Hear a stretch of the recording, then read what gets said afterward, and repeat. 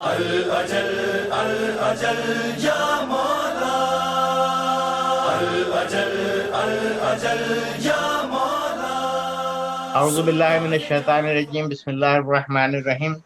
ہمارے درمیان موجود ہے اور کسی تعارف کی ضرورت نہیں ہے، خالی ماشاءاللہ سے نام اور شخصیت کا چہرہ کافی ہے، اور جو کہ شعر و ادب سے وابستہ نہیں بھی ہیں وہ جانتے ہیں کہ جناب افتخار عارف صاحب کا مرتبہ، مقام اور منزلت ہم در حقیقت دور افتخار عارف میں زندہ ہیں، سانس لے رہے ہیں۔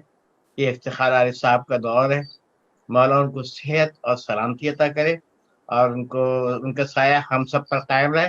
آج ہم نے یہاں جناب محترم کو مدعو کیا ہے اپنے قائم ٹی وی چینل پہ، اور ان سے گزارش کی ہے کہ ہمارے جو نئے شعرا کلام کہہ رہے ہیں، اور یا جو ہم اس کو ریکارڈ کر رہے ہیں اس کو باقاعدہ یوٹیوب پہ بھی ڈالیں گے اور اس کو ٹی وی چینل پہ بھی چلائیں گے، تو وہ دوست جو شاعری کرنا چاہتے ہیں ان کو شاعری کے تمام اسرار اور رموز جو اس کی جتنی بھی اصناف سخن ہے، اس پہ ہم جناب افتخار عارف صاحب کا ایک تھوڑا سا ہم چاہیں گے کہ اس کی ہر صنف پہ بات کریں اور رہنمائی کریں تاکہ شعراء کو کلام کہنے میں آسانی ہو۔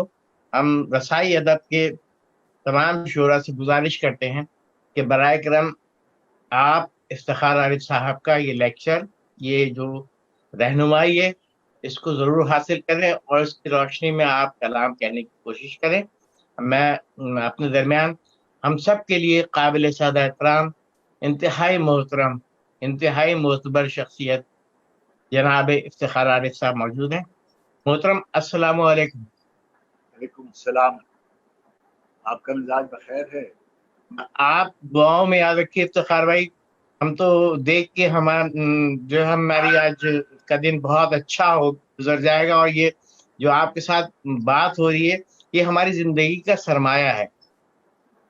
اللہ آپ کو سلامت رکھے۔ میں بے حد احسان مند ہوں کہ آپ نے ساتھیوں سے ملاقات کی، ایک صورت نکالی اور اردو کے رسائی ادب کے حوالے سے گفتگو کرنے کا موقع فراہم کیا۔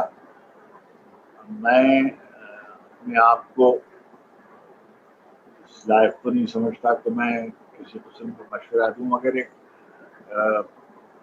ایسے شاعر کے جس نے ایک عرصے تک اس کوچے میں خام فرسائی کی ہے، اپنی سعادت سمجھتا ہوں کہ میں اس بارے میں کچھ کہہ سکوں۔ میں ایک ایسی تعارفی نوعیت کی ایک گفتگو جیسا کہ آپ نے مجھے حکم دیا تھا وہ میں اس کا دیتا ہوں کہ آپ سب کے علم میں ہے اور مکتب اہل بیت سے تعلق رکھنے والے تمام لوگ جانتے ہیں کہ واقعہ کربلا 61 ہجری میں رونما ہوا تھا اور شہادت عظمیٰ کی منزل پر سرفراز ہونے والے سید الشہداء امام حسین اور ان کے جانثار ساتھیوں نے جو قربانیاں پیش کی وہ ابدالآباد تک کے لیے ایک مثالیہ ہیں۔ میں سمجھتا ہوں کہ دنیا کی تمام زبانوں کے ادب میں شاید ہی کوئی اور ایک واقعہ اس قدر تکرار کے ساتھ اور اس قدر تسلسل کے ساتھ بیان کیا گیا ہوگا جیسا کہ واقعہ کربلا ہے۔ اردو زبان و ادب کا یہ امتیاز ہے کہ اس میں رسائی ادب بحیثیت ایک صنف کے قائم ہوا اور نافذ ہوا۔ بلا شبہ ہماری دوسری مسلمانوں میں بولی جانے والی زبانوں میں عربی زبان کی بڑی اہمیت ہے، اور واقعہ کربلا کے رونما ہونے کے فوراً بعد عبد الرحمن ابن حر ایک صاحب تھے، ابن جعفی، جنہوں نے سب سے پہلے امام کا مرثیہ کہا، اور عربی زبان میں اس کے بعد آپ دیکھیے کہ قصیدے کی منزل میں فرزدق کا ذکر آتا ہے، اور بعد میں عربی شعراء میں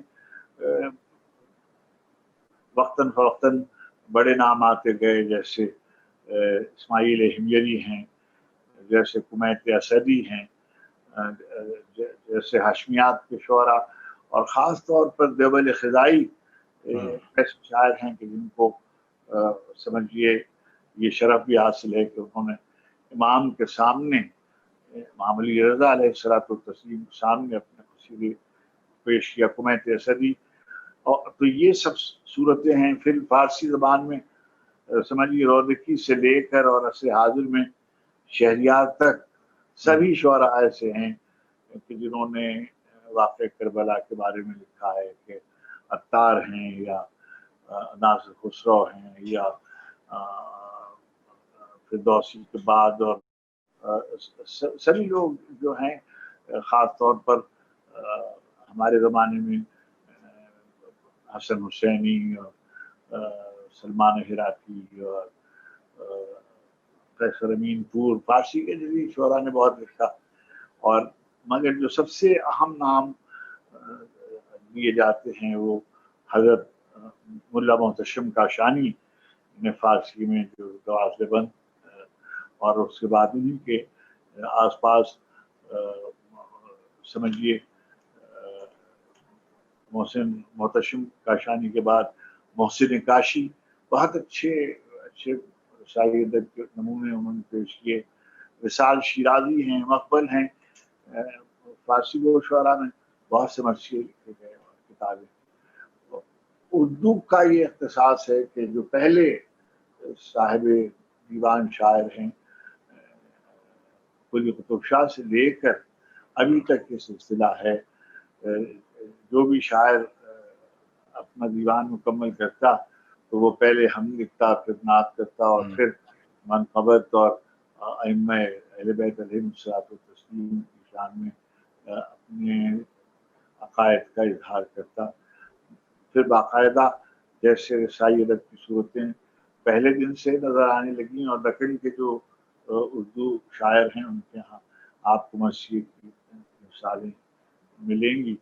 और फिर हमारे यहाँ शुमाली हिंद में आप जब तशरीफ़ लाते हैं तो फिर आप देखते हैं कि सौदा और मीर का जो ज़माना है और जो सोच का ज़माना है, ये सब यहाँ से आपको मर्सिये की मुख्तलिफ़ शक्लें, मर्सिया मसनवी की शक्ल में लिखा गया, मुसद्दस की शक्ल में लिखा गया, फिर एक ऐसी शक्ल करार पाएगी बहुत दिनों तक उसमें मर्सिया लिखा जाता रहा, और आज भी उसमें मर्सिया लिखा जा रहा है।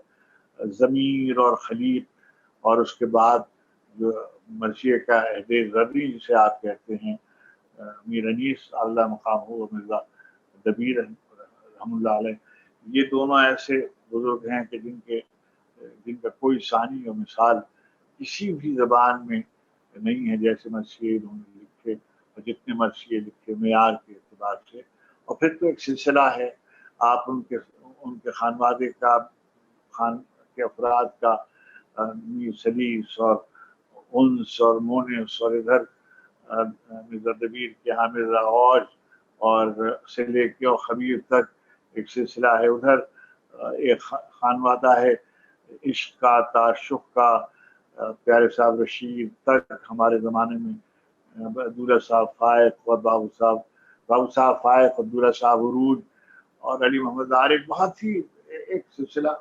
मगर अनीस और दबीर के ज़माने के बाद जो पाकिस्तानी ज़माना है मर्सिये का, वो बहुत ही शरबतमंद ज़माना है। और इसमें अगर आप गौर फरमाइए तो सैयद आले रज़ा, हज़रत जोश मलियाबादी, हज़रत नसीम अमरोहवी और हज़रत सबा अकबर आबादी,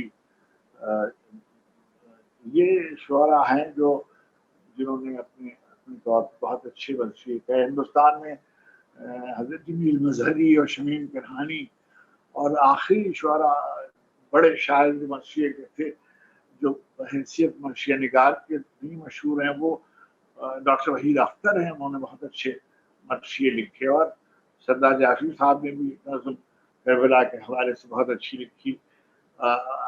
हमारे यहाँ बेहमदुलिल्लाह ये सिलसिला चलता रहा, और हमारे ज़माने में बहुत अच्छे मर्सिये लिखे गए। خاص طور پر امید فاضلی صاحب، سبق بروانی صاحب کے بعد امید فاضلی صاحب اور جناب سحر انصاری اور سیف زلفی. مگر مجھے جو شاید ان کا ذکر کرنا چاہیے وہ ہے مصطفیٰ زیدی. مصطفیٰ زیدی کا ذکر غزل کے شاعر کے اور نظم کے طور پہ ہوتا ہے، مگر ایک ہی مرثیہ انہوں نے لکھا، مگر وہ ایک مرثیہ بھی ایسا ہے کہ جو سمجھیے بڑے بڑے مرثیوں پر بھاری ہے اور اس کو پڑھا جانا چاہیے. اس کے علاوہ جدید طرز کے مرثیوں میں ہمارے دوست رئیس احمد صاحب تھے جنہوں نے نظم آزاد میں مرثیہ لکھا. بزرگوں میں پروفیسر قطار حسین صاحب نے بہت قریب سے نئے طریقے سے مرثیہ لکھا. نوجوان شاعروں میں جو بڑے میں سمجھتا ہوں اس وقت اردو کی سمجھیے شناخت جن کی ہے رسائی ادب کے حوالے سے، وہ ڈاکٹر ہلال نقوی کا نام جو ہے وہ بہت اہم ہے. ان کے جو مرثیے ہیں اور بلکہ جو مرثیے پہ ان کا کام ہے وہ بھی اتنا وقتی ہے کہ میں سمجھتا ہوں کہ زمانے حاضر میں تنقید کے اعتبار سے سمجھیے تدوین و ادارت کے اعتبار سے تحقیق کے اعتبار سے کسی نے مرثیے پہ اتنا کام نہیں کیا جتنا ڈاکٹر ہلال نقوی نے کیا. اللہ ان کو عمر دے اور صحت دے. انہوں نے بہت ہی محنت سے مرثیے لکھے ہیں. ہمارے یہاں اختر عثمان ایک نوجوان ہیں جنہوں نے بہت اچھے مرثیے لکھے ہیں اور پچھلے چند دنوں میں انہوں نے کئی جگہ وہ نئے مرثیے پڑھے. وہاں نوجوانوں میں رحمان فارس کا مرثیہ یہاں ابھی پہنچ کر اسلام آباد میں گئے، اور کراچی میں نوجوان ہیں جنہوں نے مرثیے لکھے ہیں. اور ایک بیوی ہیں تشریف فاطمہ صاحبہ جو جمیل منصری صاحب کے خاندان سے ہیں. خواتین میں انہوں نے بہت اچھے مرثیے لکھے اور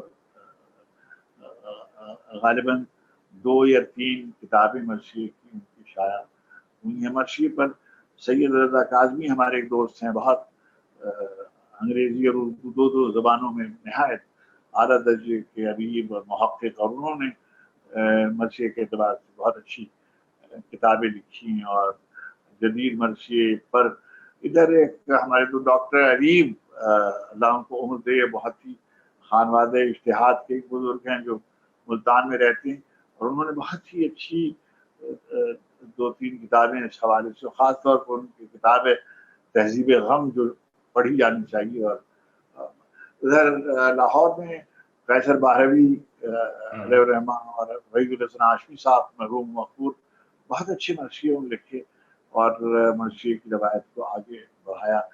تو میں یہ بات کہنے کی جسارت کرتا ہوں کہ دنیا کی کسی زبان میں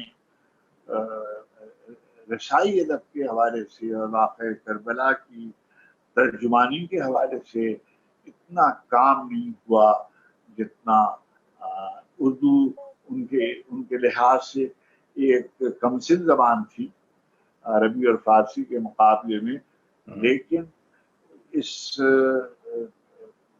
عظیم الشان قربانی اور اس عظیم الشان شہادت کے مثالیے کو جیسا اردو میں جیسی ترجمانی ہوئی میں سمجھتا ہوں کہ کسی دوسری زبان میں نہیں ہوئی. اور اہل زبان اردو اس پر جتنا فخر کریں وہ کم ہے. ہمارے یہاں جو پاکستان میں 2 شاعر ایسے ہیں جن کا بہت ذکر کیا جانا چاہیے ہماری دوسری زبانوں میں، خاص طور پر ایک سید ساجد علی شاہ علیہ الرحمہ کا زمانہ جو ہے وہ سمجھیے میر انیس اللہ مقاموں کے ہم عصر ہیں. تو سندھی زبان میں جس قدر ثروت مندی سے انہوں نے اس واقعے کو نقل کیا ہے لوگ اس سے واقف نہیں ہیں، مگر انہوں نے بہت بڑا کام کیا ہے.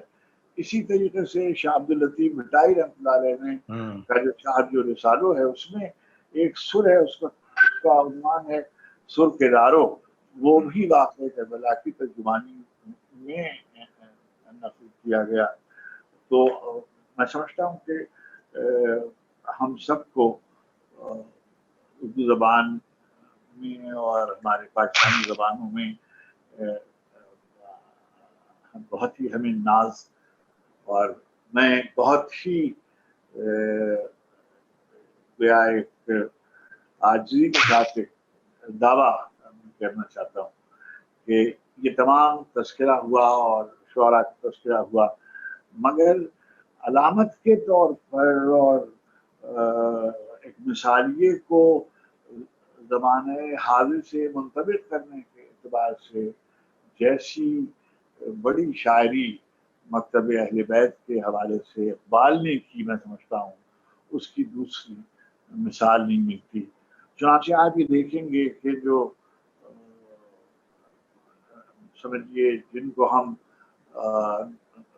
صاحبان قصہ کہتے ہیں، نبی کریم علیہ الصلوۃ والتسلیم، امیر المومنین علی بن ابی طالب علیہ الصلوۃ والتسلیم، مخدوم کونین سیدہ فاطمہ سلام اللہ علیہا، اور حسنین کریمین ابی محمد الحسن اور ابی عبداللہ حسین، ان پانچوں ذوات مقدسہ کے بارے میں اقبال نے فارسی میں اور اردو میں جس معیار کی شاعری کی ہے، میں سمجھتا ہوں بہت ہی کم دیکھنے میں آتی ہے۔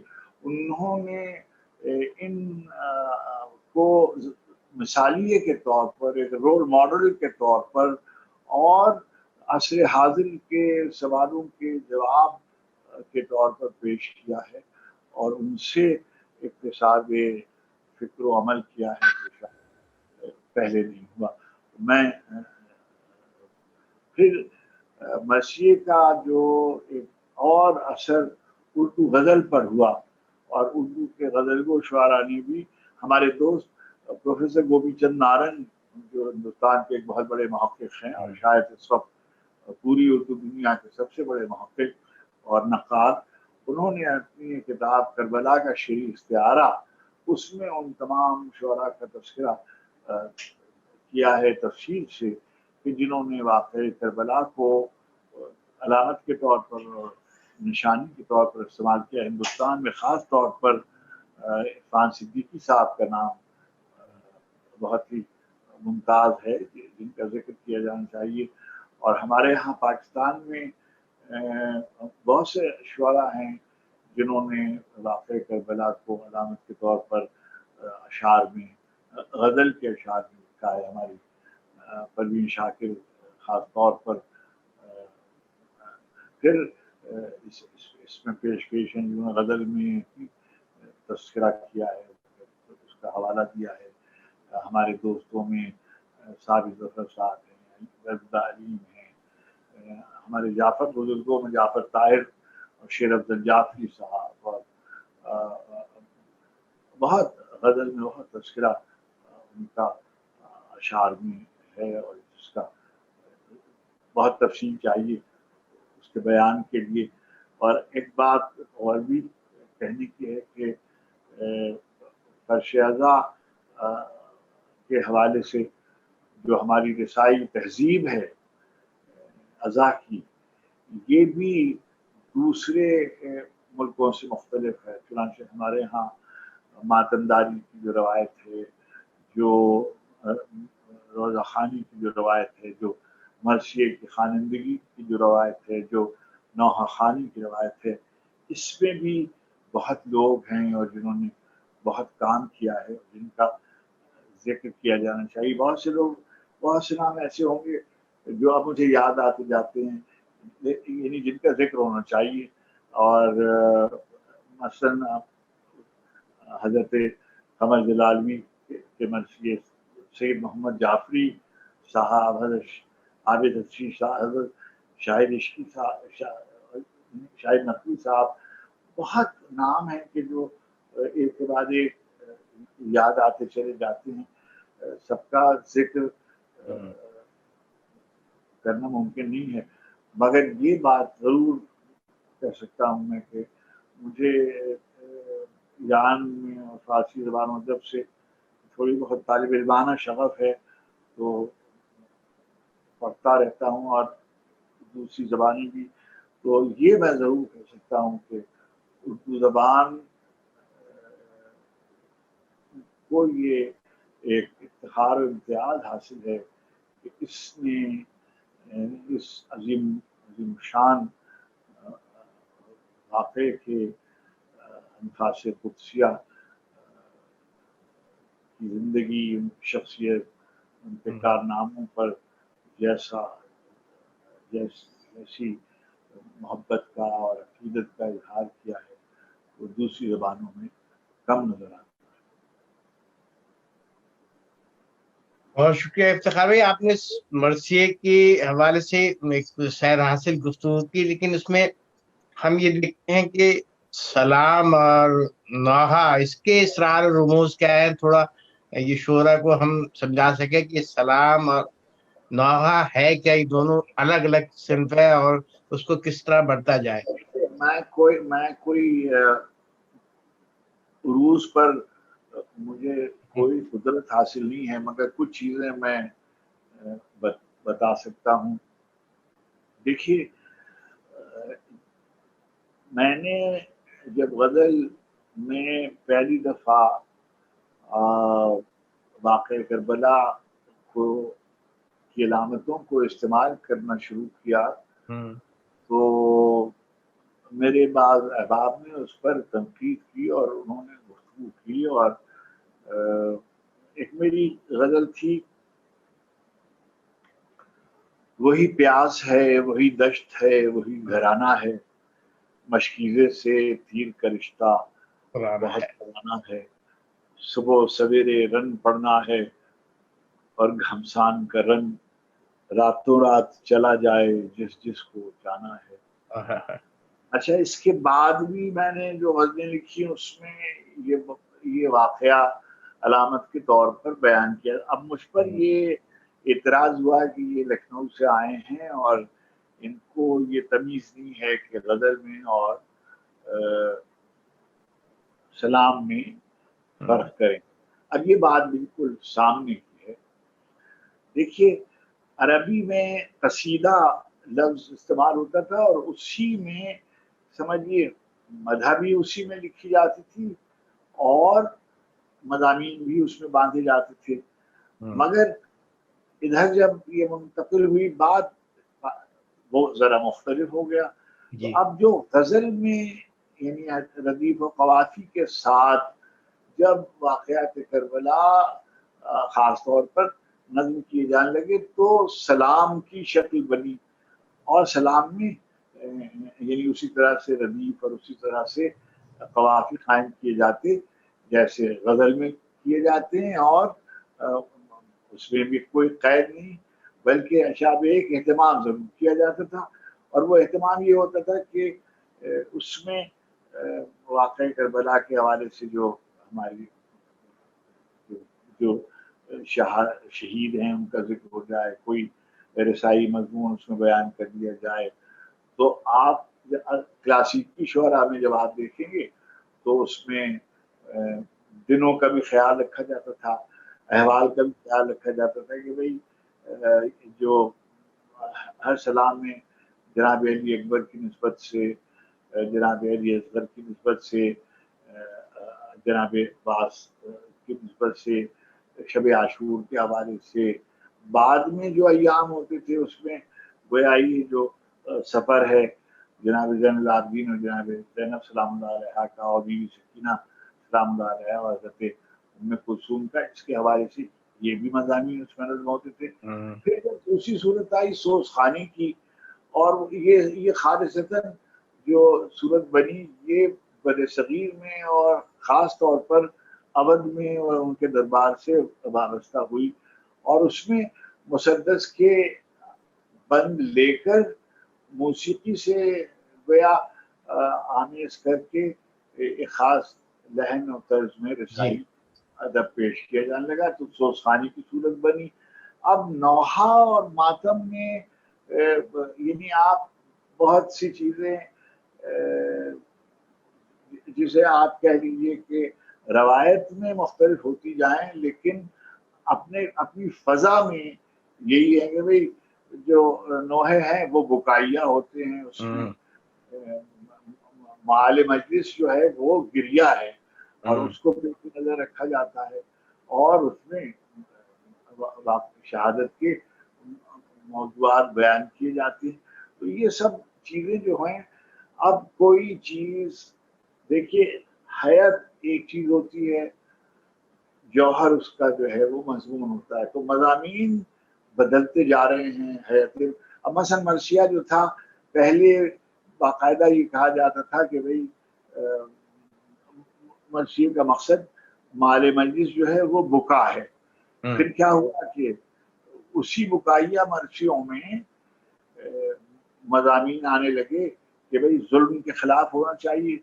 اب وہ اس کے مضامین تو عنوان رکھے جانے لگے، اور اخلاقیات کے مضامین علم پر، اور فرض کیجیے ایثار پر، اور قربانی پر، اور فرض کیجیے امن پر، اور یہ سب عنوان رکھ کر، اور خاص طور پر آپ دیکھیے کہ اوج سے لے کر اور شاد عظیم آبادی اور اوج سے لے کر اور جوش صاحب تک یہ سفر آپ نے دیکھا کہ موضوع رکھ کر مرثیے لکھے جانے لگے کہ بھئی آگ ہے اور پانی ہے اور حسین اور انقلاب وغیرہ.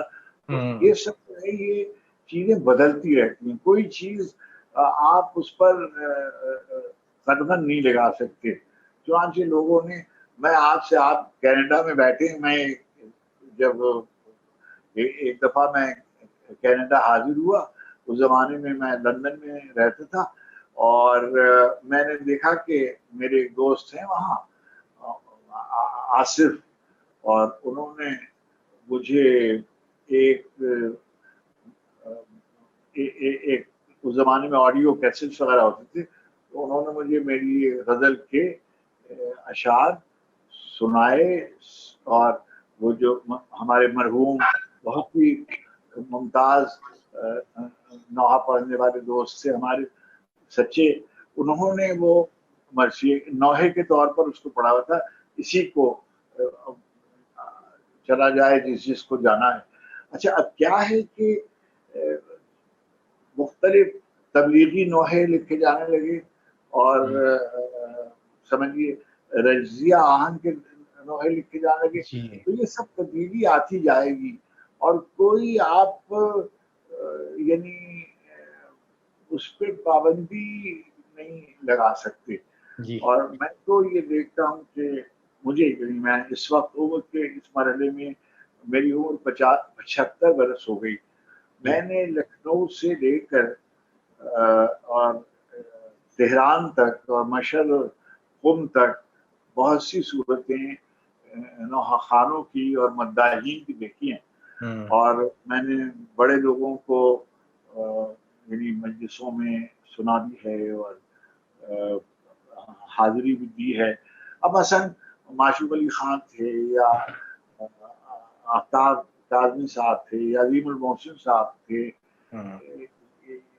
یہ سب جو لوگ تھے، یہ جو سوزخانی کرتے تھے. اب ویسی سوزخانی جو ہے وہ آپ کو نظر نہیں آتی، لیکن وہ سب لوگ جو تھے وہ بہت اچھے گویا راگداری سے بھی واقف تھے، اور وہ سوزخانی کرتے تھے سب راگوں کا لحاظ کر کے. بالکل اسی طریقے سے بعض نوحہ خان تھے جو بہت اچھے، ابو صاحب مرحوم سے لے کر اور عزت لکھنوی، اور اس کے بعد ہمارے بزرگ اور ناصر جہاں تک، جو سلام آخر کی وجہ سے، اور اب ان کے صاحبزادے ہمارے بھائیوں اور بیٹوں کی طرح ہیں، اسد، نہایت اعلیٰ درجے کے سلام پڑھتے ہیں وہ سب. لیکن اب تبدیل ہوتی چلی جا رہی ہے صورت احوال. اسی طریقے سے اب جیسے سچے بھائی، سچے تو ہمارے ہم عمر ہوں گے یا ہم سے کچھ ذرا سے بڑے ہوں گے، لیکن اچانک وہ جو بکائیہ ماتم اور مجلس کے نوحے تھے، اس کو انہوں نے ایک رجزیہ اور تبلیغی آہنگ دیا. گلی قدم قدم پہ علی کو پکارتے ہیں، مثلا ان کا ایک نوحہ بہت مشہور ہوا. اور یہ بالکل جو نوحوں کی، نوحہ خانی کی جو روایت تھی، اس میں ایک تبدیلی تھی، مگر ساتھ ہی ساتھ کہ جیسے عزت صاحب کہا کرتے تھے کہ اب آئے ہو بابا، یہ جو نوحہ تھا. سلام آخر کی صورت احوال، اچھا اب سلام جو ہے وہ مختلف شکلوں میں ہے. غزل کی شکلوں میں، غزل کی حیات میں بھی سلام لکھا جانے لگا، اور لکھا جاتا تھا، اور نظم کی شکل میں بھی اور مثنوی کی شکل میں بھی لکھا جانے لگا. تو اس میں اب یہ جو سلام آخر ہے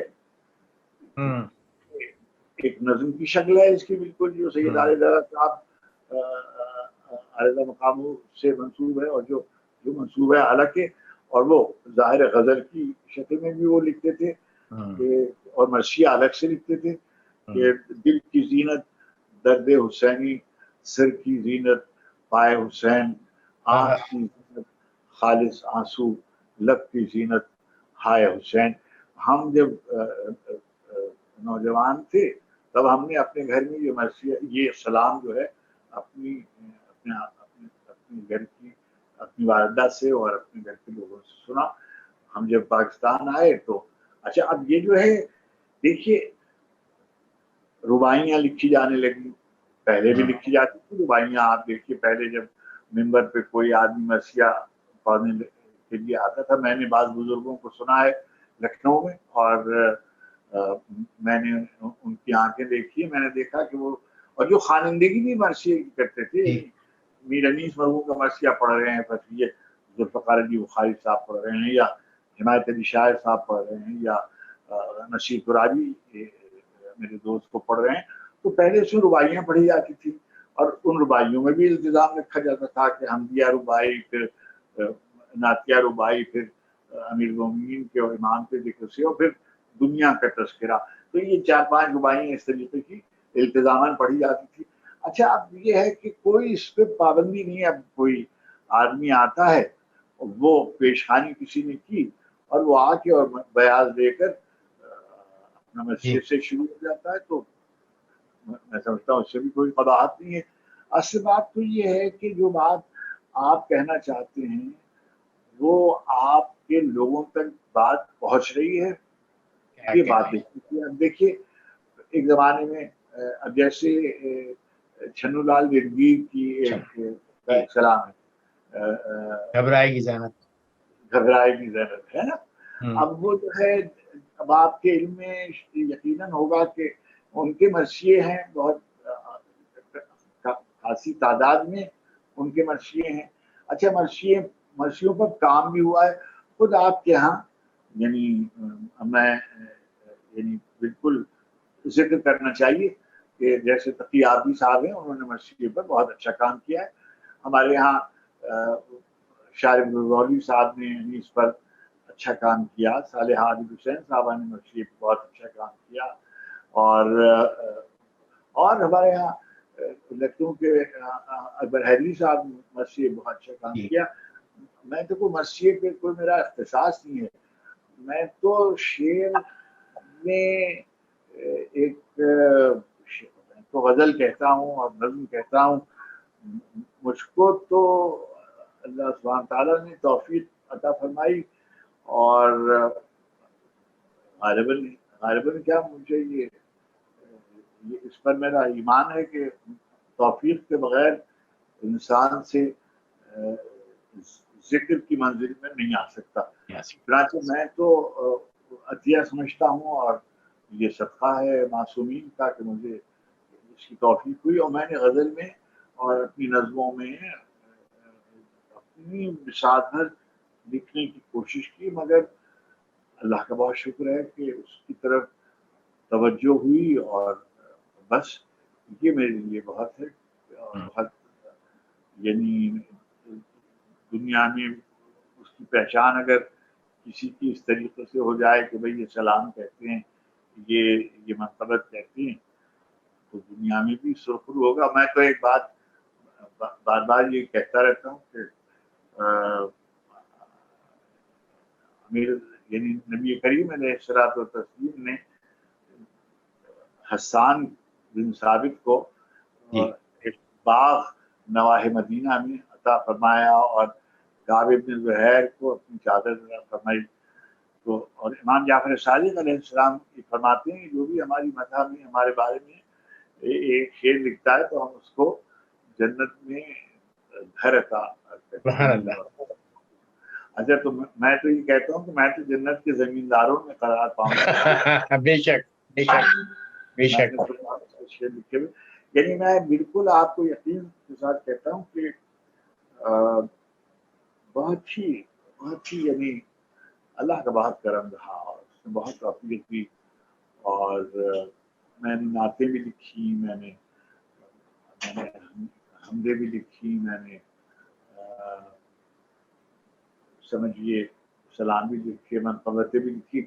اور شروع میں تو میں نے دیکھیے ہمارے ہاں مشاعروں میں سلام پڑھنا یا نعت پڑھنا جو ہے یہ سمجھیے اللہ مجھے معاف فرمائے کچھ ایسی ہلکی بات سمجھی جاتی تھی جی. اور کہ بھائی یہ تو, لیکن میں نے مشاعروں میں نے ہم بھی پڑھی اور اصرار کر کے اپنا یہ کلام بھی پڑھا جس کا تعلق گویا اپنے روحانی جہاد سے تھا. میں یہ سمجھتا ہوں کہ ہر شخص کی زندگی میں ایک سے زیادہ شناختیں ہوتی ہیں. بے شک. مثلا میری ایک شناخت یہ ہے کہ میں انسان ہوں, اور میری ایک شناخت یہ ہے کہ میں سندھ سے تعلق رکھتا ہوں, اور میری ایک شناخت یہ ہے کہ میں سندھ میں کراچی سے تعلق رکھتا ہوں. میری ایک شناخت یہ ہے کہ میں مسلمان ہوں. میری ایک شناخت یہ ہے کہ میں اردو میں شعر کہتا ہوں. یہ سب شناختیں ایک دوسرے سے متصادم نہیں ہیں. بے شک. چنانچہ میں جس وقت یہ شعر کہہ رہا تو میں اپنے وطن کے بارے میں بھی شعر کہتا ہوں. میں اپنی والدہ اور اپنے والد اور اپنے بچوں کے اور اپنے دوستوں کے اور اپنے محبوب کے اور اپنے رشتوں کے اور حوالے سے اور اپنے معاملات کے بارے میں بھی شعر کہتا ہوں. اور جو میری روحانی جہت ہے ذات واجب کے حوالے سے بھی شعر کہتا ہوں, اور میں اپنی محبوب ہستیوں کے بارے میں بھی شعر کہتا ہوں. بے شک بے شک. سبحان اللہ. جیسے میں نے آپ سے عرض کیا کہ جب الزام مجھ پر لگا کہ یہ کیسا آدمی ہے کہ یہ غزل میں واقع کربلا لکھتا ہے اور اس کو یہ تمیز نہیں ہے, تو میں نے اپنے ایک بزرگ جن کو میں استاد کی منزلوں میں سمجھتا ہوں, کوئی انہوں نے میرے شعر کی اصلاح نہیں کی لیکن میری تربیت کی, یعنی میں نے ان سے ان کے لکھے ہوئے سے تربیت حاصل کی, تو میں استاد کی منزل میں ان کو سمجھتا ہوں, سلیم احمد صاحب. اور میں نے اس سے یہ شکایتاً بات کہی کہ دیکھیے فلاں صاحب جو ہیں وہ یہ کہہ رہے تھے, تو انہوں نے بہت ہی عمدہ ہنستے ہوئے ایک جملہ کہا کہ جو لوگ اپنی دانی کھتری محبوباؤں کے لیے شعر کہتے ہوئے نہیں شرماتے ہیں تو تمہارے محبوب تو بہت خوبصورت ہیں. تو بس میں نے گرا میں یہ بات باندھ لی.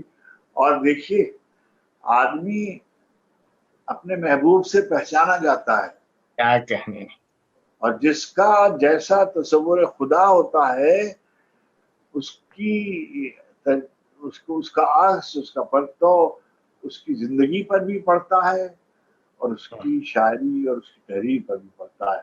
بس یہ کافی ہے میرے لیے. حضور میں شاعر نہیں ہوں لیکن ایک تھوڑی سمجھ ہے کہ دنیا کا مشکل ترین کام ہے حمد اور نعت کہنا. غزل محبوب کی شان میں کہنا آسان بات ہے, لیکن آپ اس بارگاہ میں, خدا کی بارگاہ میں ان کے حوالے سے لکھ رہے ہیں, تو دنیا کا انتہائی مشکل کام ہے حمد اور نعت میں. تو ظاہر جو ہمیں نقوش چھوڑا ہے جناب ابو طالب نے, جو راہ ہمیں دکھائی ہے نعت کی, وہ بھی بہت مشکل رہا ہے. لیکن اگر اس کو جو ہلکا کہتا ہے بہرحال وہ ہم اس کے لیے کچھ نہیں کہہ سکتے, دعا کر سکتے ہیں بس. ہم اسی طرح آپ کو زحمت دے کر شعر و ادب کا باب ہم سامنے کھولتے چلے جائیں. ہماری سعادت ہے, ہمارے لیے ایک شرف کا موقع میسر آتا. بہت شکریہ جناب. الاجل الاجل یا مولا, الاجل الاجل یا مولا.